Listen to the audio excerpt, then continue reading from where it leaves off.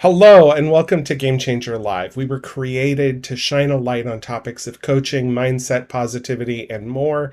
We go live every Wednesday, and live means that we're authentic and unedited because who you see here is who you would actually meet in real life. And that's important because fit is so important with who you work with, who you choose to bring into your life. Our motto for this channel is to get inspired. So let's get inspired today. I'm joined by a guest, Dean Isaac. You may recognize him if you've been on our channel before, but just in case you aren't sure who he is, Dean is the founder of the Vantage Group, a sales and marketing strategy and consulting firm. He recently spoke with my chapter of the International Coaching Federation about marketing for coaches specifically. And he also runs a growth collaborative, which is a mastermind for coaches and consultants. And today you're here to talk to us about that kind of work, the consulting and the marketing. But before we get there, why don't you tell us in your own words about yourself? Well, I'm from London, England originally, so you may hear the accent come out while we talk today. Been in the States for over 30 years, and I spend most of my time working with, as you said in the intro, business consultants, coaches, B2B businesses, really helping them get unstuck when they think about growing their business. And that comes in a lot of different forms. And we're going to talk about strategy today, and that's at the core of what we do, is helping clients figure out that roadmap, that strategy, before they just keep trying stuff to see if it works. Yeah, the pasta sticks to the wall, right? There's Yeah, a better way to exactly. figure it out. It's one way to do it. Well, who is listening today? Who in the audience should really perk up and listen to the wise words that you're going to share with us? Those people that share their wisdom for a living. If you're working with other business professionals, corporate clients, anybody that is another business entity, right, that wants to grow, and you're enabling that growth, right, with whatever specialty of your expertise that it is, but you're stuck. You're an expert in your field, but you're not necessarily an expert in growing your business. Those are the folks I think can benefit from some of the things we're going to talk about today. Yeah, so I'm all in. All right, awesome, very good. I'm a fabulous coach, but no one teaches how to run a business like this. No one teaches these kinds of things. So it's awesome that there are people out there to support coaches like me. Well, you mentioned cat's out of the bag. You're here to talk to us about strategy, and I guess when we were talking about this originally, you were kind of comparing strategy to tactics, that strategy is different than tactics, even though sometimes we think of those words as kind of synonyms for each other. Yep. And sometimes they can get overused, right? So I think it'd be really important for us to just really define that for the people who are listening today, for me, for my benefit. What do you mean? What is the difference between strategy and tactics? Yeah, of course, I love this question, right? Because it sort of sets the tone for the conversation. And when we talk about strategy for the context of today, it's really about how you can use this approach to differentiate yourself and grow your business, right? And because it's the way you approach working with clients. So let's start with tactics, because that's where a lot of people are selling tactics. Well, they're selling strategy, but doing tactics, right? So a bundle of tactics in execution stuff. So if you're a marketer, for example, writing content, doing website updates, those are all tactics, right? Digital tactics if they're under a marketing plan. But you bundle all those together, that's not strategy. That's still just a bundle of tactics. So you have to step back from the how, the execution, think about the bigger picture. That's where strategy comes in. So with strategy, it's really the overarching vision and plan to achieve your goals. That's what strategy is. And I think about it in three components. There's the what. The what, like, what are you trying to achieve in your business? What is the goal? What is the outcome, right? What? The next is why. And the why is, what is the impact of those results? Why are you doing it? You want to be the number one coach in Pick your city, right? Austin, Texas. Why? What is your why? You got to have that. And then the third is the how. The now. The now is what are the priorities or initiatives that are going to drive achieving your what and your why. That's all strategy. It's not the how. The how are the tactics. And so we often talk about the how without ever thinking about the what, the why, and the now. Love that. Thank you. Well, I know that you work with your clients to get a strategy in place for them and to figure out what those strategies are. But why is it important for them? Yeah. I think there's two levels of importance. One is the importance to you and your business. If you're leading with strategy in your marketing, in your conversations with clients and the work you do, there's a benefit to you. And there's a benefit to the client too, right? So if you're pushing tactics, selling tactics, doing tactics, there's a level of experimentation. Is this going to work? Is that going to work? I don't really know. Let's try these things out. And clients often are willing to go through that experimentation process. But if you lead with strategy, your clients are going to get better results faster, right? So that's certainly a benefit to the client. The benefit to you as an expert or a service provider is you elevate the conversation with your prospect. Oftentimes we get calls. I get calls, and it's a tactical problem. Fix my thing. And sometimes you have to work on that, and we'll talk more about that in a minute. But when you elevate the conversation with your client and talk about the vision, the strategy, not in a fluffy way, but in a very tangible way, like where are they going with the business? How is fixing this problem going to solve this bigger issue? You change the dynamic. And oftentimes a client will perceive you as a high level expert because you see the bigger picture. Yeah. So that's one step in your differentiation from everybody else that plays in the same fish pond as you. Yeah. I think if I could take that and put it in a coaching analogy, because there are going to be a lot of coaches who will see this. Yeah. It's the issue's never the issue, right? A client may come to you and say, I need more productivity from my crew. I want to brainstorm how to make my crew more productive. Well, what's the underlying reason that you want to do that?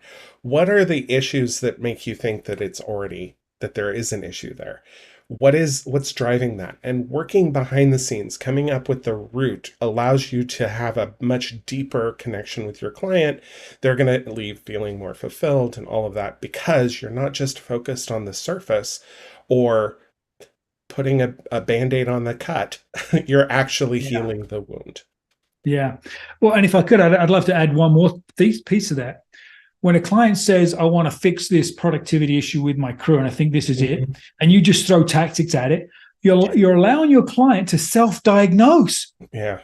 Right. And most of the time, that's why we go to the doctor, right? They're the expert at diagnosis. So that strategy first approach allows you to have some time and space to understand the root cause, per your point, and really understand what's going on and solve the right problem instead of just chasing your tail and just saying, yeah, I can do that. I can fix that, Mr. and Mrs. Client.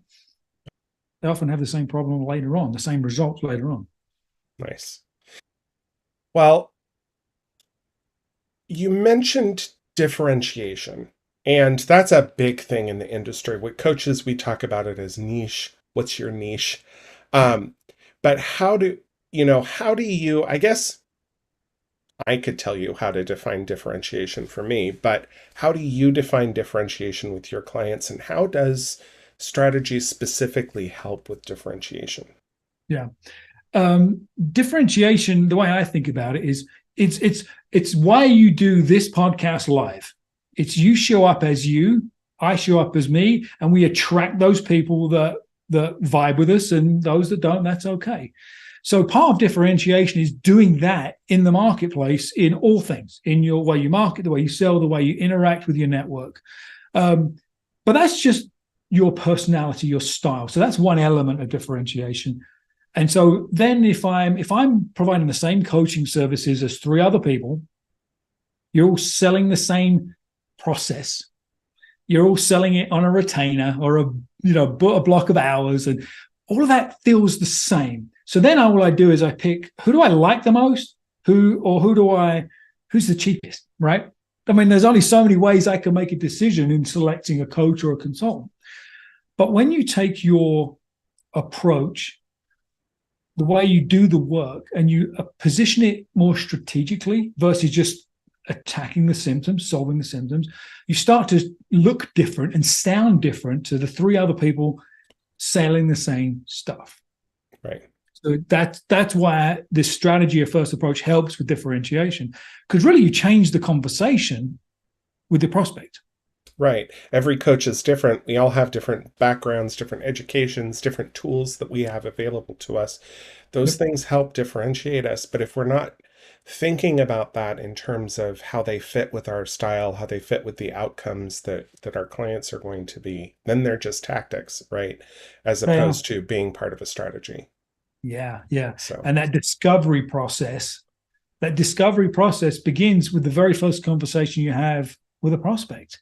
And how you handle your discovery, more strategic, more bigger picture, if you will, changes how they perceive you too.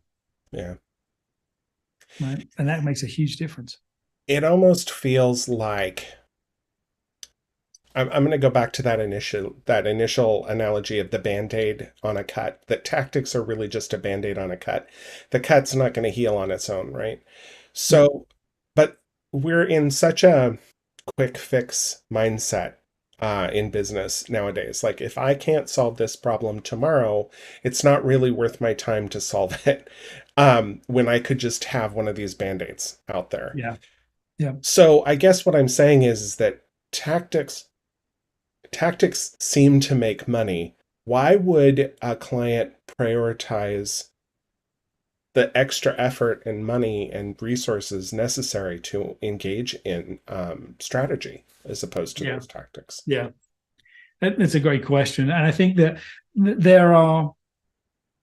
it costs more financially, it costs more time, more effort, but there's a high likelihood your tactics will work and you'll get the desired outcome, right? That's the bottom line. If you don't exactly have a plan, you don't exactly know where they're going, and you kind of know the problem to solve, but you're not sure, it's going to be, as we said earlier, a lot of experimentation and a lot of error, and they're going to still invest. So that's part of our job, is to communicate the value of, like, ready, aim, fire. Not ready, fire, aim, right? That's really what we're talking about.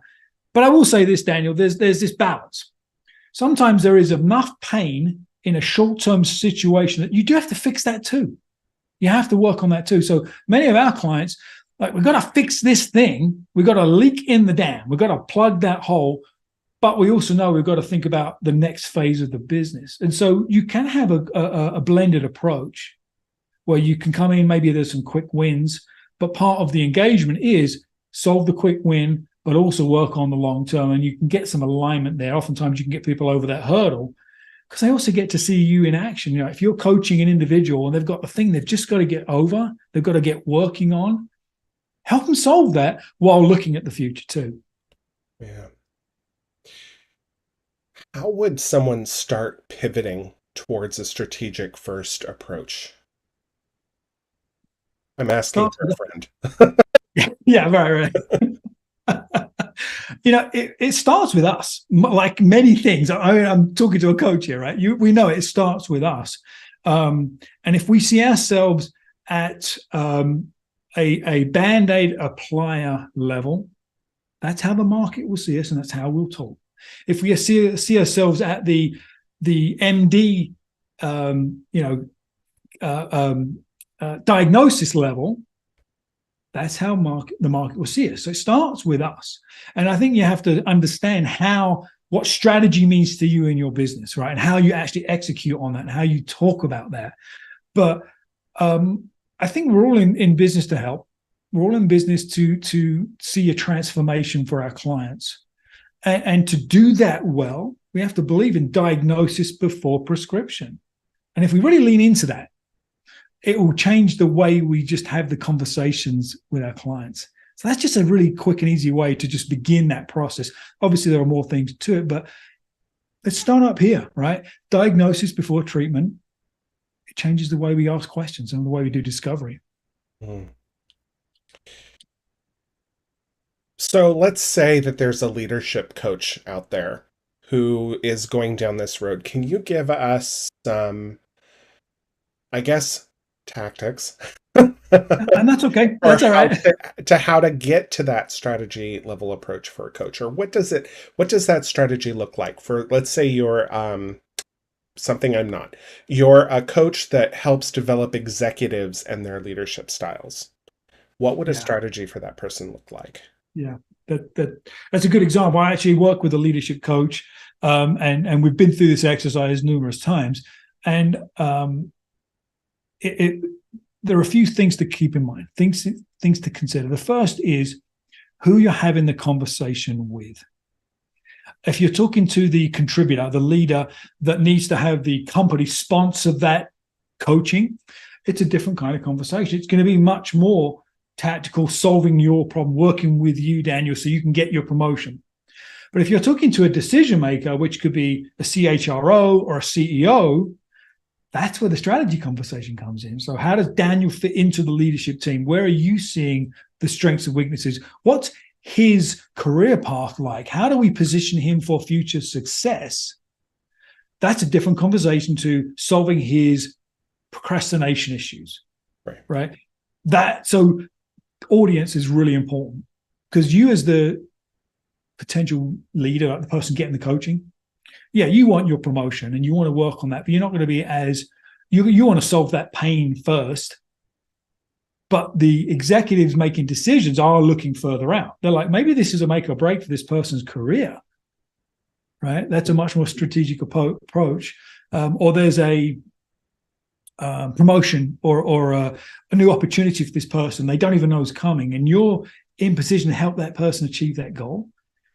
Then you're more aligned with the kind of tactics you employ to achieve that bigger picture strategy. If that makes sense. It does. It does. So what advice would you give to someone who wants to start marketing with this approach, with this strategy approach? Yeah. Also asking for a friend. Again, I'm a really big believer in messaging that creates sort of a self-identification with your marketplace, right? We regardless of your profession, we tend to use the jargon of our industry, but our buyers don't use that. And so in your messaging, you're not going to use the word strategy, probably. I do, because it fits in my niche, but it may not in a coach's niche, for example.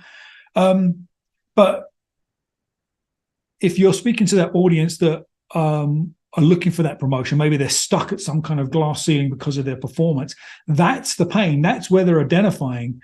They're not necessarily hiring a coach because they want to hire a coach. They're hiring a coach to break through that glass ceiling. So your messaging around that is much more strategic than I can fix your procrastination problem. That's the what you do in the tactic. So that's a place to start. So self-identifying language around the problem and the bigger issue that you're trying to solve for your client. That's great. Thank you so much, Dean. Before you go, I want to get some final thoughts from you, if that's okay. So if you were going to summarize this topic of strategy over tactics and how it can propel your business by differentiating you from the competition, what is the key takeaways that you want people who've listened to this to have? Yep. We deliver tactics, clients buy tactics, but you differentiate with the strategy conversation. So diagnose before you prescribe.